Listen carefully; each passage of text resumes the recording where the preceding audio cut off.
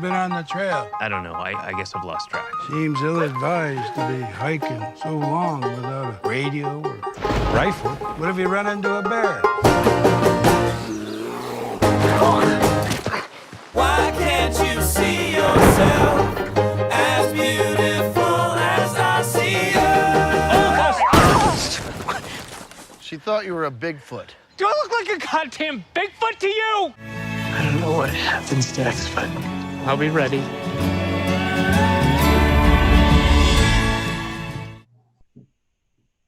Hello? David, Hi. Tom and I have been waiting for you. Thank you for joining us. Well, okay, it's like 12:30. No, I'm just, not like I'm saying you're late. I'm just saying it's so great to see you. I've never met you before. Excitedly waiting for me. You're on pins and needles. Yes, absolutely. Well, thank you both for joining me today. And I was just telling Tom before you came on, David, that I love this film. It's like one of my favorites of the year. And Much. It's almost suspicious how many people like it and how well reviewed it is. I feel like maybe I'm dying and I haven't been told. well, going into this, I knew nothing about it. So I was thinking to myself, oh, another Into the Wild or another trek across. It was nothing what I expected. And just the balance of drama and humor in this movie was just wonderful. It really was. The spiritual and physical journey was just amazing. It really was. And I applaud both of you. Well, thank you. Thank you. Hey, yes, go ahead. Jeffrey, can I ask real quick? And I'm serious here. Is this just audio or is it No, video as well? Television. This is for my TV show. All right, this is going to be too shiny and I'm going to get a hat. Oh, well, you're too shiny. I didn't put anything on. You look great. Don't worry about it. Really? All right. Yeah. I thought it might be too Could have combed your distracting. beard though, I think, maybe, but. I just don't want to hurt anybody. Oh no, Maybe. me too. Me and you will shine like the Chrysler Building, but we look good. We look good. Okay. All right, fine. Tom, well, let's start with you. True story from 1995, Robert Pyle, where Bigfoot walks. Did the movie all begin with him and seeking him out? Yeah, I read the book about 10 years ago, and it takes place in the Gifford-Pinchot National Forest, which is a place I grew up near and spent my childhood weekends like hiking, fishing, camping there. And he wrote about a lot of those same places at the same time. And I live in LA now, and it took me back to a place in my life that was really special. And for the first time, I think made me realize how much I missed and needed nature in my life. And that was, for me, it was kind of the catalyst for everything. And David, Robert wouldn't hurt a fly, let alone a spider in his lemonade. So that really showed his demeanor. It really set up his character in the film. Yeah, well, he's very much, he is probably the nicest, sweetest, good-natured, gentle giant type of guy I've ever met. I mean, he's just such a good human being. I play him a little bit more naive than he is or was, but yeah, he's just the nicest, sweetest guy. And he wouldn't, I mean, he's a butterfly collector, Well, I would describe him as a Lepidopterist Inspector Clouseau. That's how I describe him. I try to avoid saying Lepidopterist because I stumble over it. So I dance around it by saying he's a butterfly guy. And Tom, this is the ultimate man versus nature. I love the scene where Robert's sitting in his car trying to get the courage to begin his trail, begin his trek over 1 million acres, 124-mile hike. This reminds me of one of my favorite films when I was a teenager, Never Cry Wolf. Mm.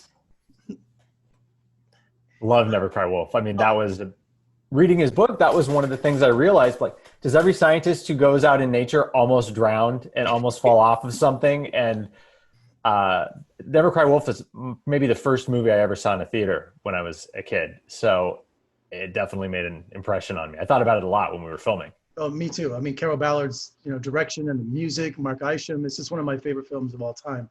And David, he's a delicate balance. He holds a PhD, but he's also a man-child playing laser tag. I mean, that's crazy. Yeah, well, he's really, the film's Robert Pyle is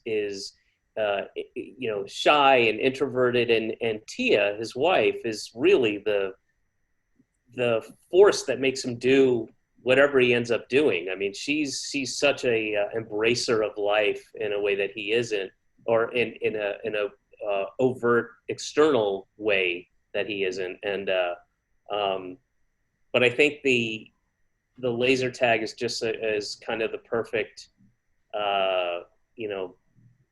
metaphor, as it were, and his ability to, it's a game. It's a structured game with rules, and no one's really going to get hurt, but you can pretend this thing, but it's also just laser. It's not like pretend, paintball. I think paintball would be too much for him, but and he runs around with kids.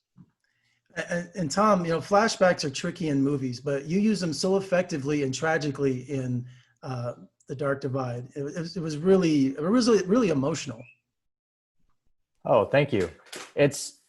I wanted us to be in his head, right? You've ever go on a hike or do something like that, it gives your mind space to go back in time, think about what's important. And like with the music, I really wanted us as an audience to be in Bob's mindset at each point of the trek. So that seemed like a great way to do it. Is it important to shoot as much of the film as you could on location? Absolutely. I come from the documentary world, and I've made some documentaries in difficult locations, and I had been to a lot of those places, and it was really important to me to create an experience for people where they felt like, to some extent, they'd gone on this trek, and that involved going out to some pretty difficult places. I think when I wrote it and planned it, I had no idea how difficult it would be, especially because we shot when there was still snow in areas, and you're in Oregon and Washington. They're not really known for the sunniest weather in the world. But because we had a small crew, we were able to go to a lot of pretty tricky locations that a bigger film couldn't go to. I hope that comes across in the film. It definitely, when I watch it, there's moments where I definitely feel and remember just how dangerous things were. How dangerous it was for me. Yeah, really for David. I didn't hang off a cliff or go in 35-degree water. He should really talk about that more than I should.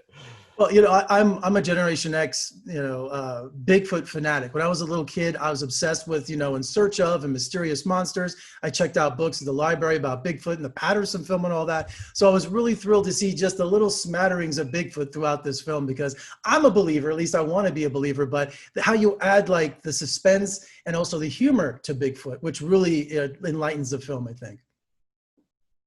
Thanks. David has a strong opinion about Bigfoot, I think. Uh-oh. David, tell me. I don't think it's strong. It's just resolute, maybe. I agree with and appreciate what Robert wrote about the possibility of Bigfoot existing. I just don't believe that I believe in our ability, mankind's ability to mythologize certain things. And especially once I was out there, I've never been in that particular type of forest or nature. I'm an East Coast guy and Southern, so the woods are different there. And the Pacific Northwest woods are more, they feel denser, lusher, wetter, more verdant, more. They almost feel there's a kind of a fantastic quality to them, and you can easily imagine conjuring, all kinds of mythological creatures and things easily in those woods, and it's nothing I'd never experienced, and I didn't know. I was naive and ignorant to this is a different type of woods. This really is different. And I can easily see why people, going back generations, and the Native Americans had a, creature that was just beyond reach, that you couldn't really see it. It's just in the woods, and they, I get all that. I just don't believe there's a Bigfoot. Well, I just returned from Yellowstone, West Yellowstone. I spent a week there with a friend who had a cabin with his family along the Idaho-Montana border. I saw a grizzly for the first time, a great horned owl for the first time. I believe in those. I believe in those. I know. I'm just saying nature is so incredible. It's so intimidating because, again, I'm from Las Vegas. I've been born and raised in the desert, and going to something where there was just miles and miles of trees, it was really intimidating. And hearing things outside the cabin at night, things crunching and walking around. Oh yeah. I mean, I do want to clarify something. Although I do not believe in Bigfoot, I do believe in Largefoot, and that's a different creature with a large foot. And I just want to make sure that people understand where I'm coming from. Absolutely. And Tom, the lava tube sequence was so incredible. I've been on the Big Island in Hawaii. I've walked in lava tubes. It's really an impressive sight. Yeah, that was a part of Bob's book that, how are we going to do this? We went into prep on the film not having any idea how we were going to pull that off. And then our location scout called one day and he told me to drive to this place. We drove out to the middle of the Gifford Pinchot National Forest, down a private road in the middle of the forest, like out of Evil Dead. There's like a little A-frame cabin. It's nuts. It's nuts. It's crazy. We go inside this cabin and the owner opens like a closet door and there's these stairs like from like a coal mine, like just going down 300 feet into this lava tube you could park a 747 in. And wait. First of all, they're not just stairs. These are like an industrial, a mining kind of thing. It goes way down. And one thing that we couldn't for practical purposes, storytelling purposes, but I wish people could see. You don't see it in the film. Is how far down we were. In the film, it looks like I'm scooting down 30, 40 feet, but we were easily 100 feet down. And you have to you have the safety equipment to walk down these incredibly steep industrial, diamond plated, steel stairs. I mean, it's not just going down like a ladder or something. It's way, way, way, way, way down there. And what you can't tell from the movie is pretty much everything in there is razor sharp. Yeah. So, and it's like you see David's breath there. It's not warm. So we were down there an entire day with David in his tighty whities in this razor sharp, wet place. I was gonna say, David, are you comfortable being nude and in your underwear this entire movie? Because you take that waterfall bath. I mean, you see me one with nature, but with an entire crew looking upon you. Well, it's funny because we had when I used to do Mr. Show, and you'd have to be naked for that. The wardrobe people figured out a way to take a dance belt, like a nude or whatever you call it, like skin tone, skin color dance belt, and they would cut off a little piece because we didn't want anything to show, and we really wanted to be naked. So you'd cut off a little patch like this big, and then you'd have double stick on one side, and you just sort of stick it kind of from your taint up to the top of your area, and it hurt like a motherfucker to take it off. But it would allow you to kind of be naked as you could be without having to blur something out. And so we had there were at least 4 scenes, I think, where I had them, and every single time, literally every single time that thing I'd be shooting, I would just start shooting, it would come off like that. And it was just like, oh, well, here we go. We were a little movie, so it wasn't like we could lock down this section of the forest. I remember on the waterfall scene, a group of hikers came around the corner and were like, what the hell is happening? David Cross naked in a waterfall. So it was a live set. People were coming and going during the whole shoot. Yeah. Oh, yeah. Well, yeah, there weren't that many people. I mean, we were in some pretty remote areas, but occasionally in some of the ones that are more accessible, it was a little production. We couldn't lock anything down. There's no, And finally today, I have to mention Gary Farmer, Rustic Bunty. I mean, his scene just cracked me up. How'd you keep a straight face, David? Because he was just playing it so dry, and it was just and also just offering you coffee and then says no to a second cup. Who does that? I was thrilled when I found out that he was going to be part of it. I think because he is so dry and serious, and when I met him on set, shortly before we were shooting, he's very dry. That's kind of his character. and you know, it kind of, you know, unwittingly affected me. You know, it made me a little intimidated, so it was easy to make the character intimidated because he's not very he's you know, it comes off as funny, but it's not funny in the moment. Well, he was in charge. Well, you're gonna have to forgive me. Yeah. No, I'm not doing it. You know, just like he was just like cutting you off, just like. But that's one of the things I like about the film is it doesn't talk down to any side. He is a very articulate argument against Robert Pyle's argument and the conservationists, and it doesn't dumb anything down, and it's not like dismissive. Nobody's dismissive, and it's a really cogent argument that he makes, and it's not as cut and dry as just like, this is wrong, you should stop, you know. Also, shout out to Ketchner too, the drunk campfire. You know, he was cracking me up too. One of my favorite. Dave's great. Yeah, Ketchner's great.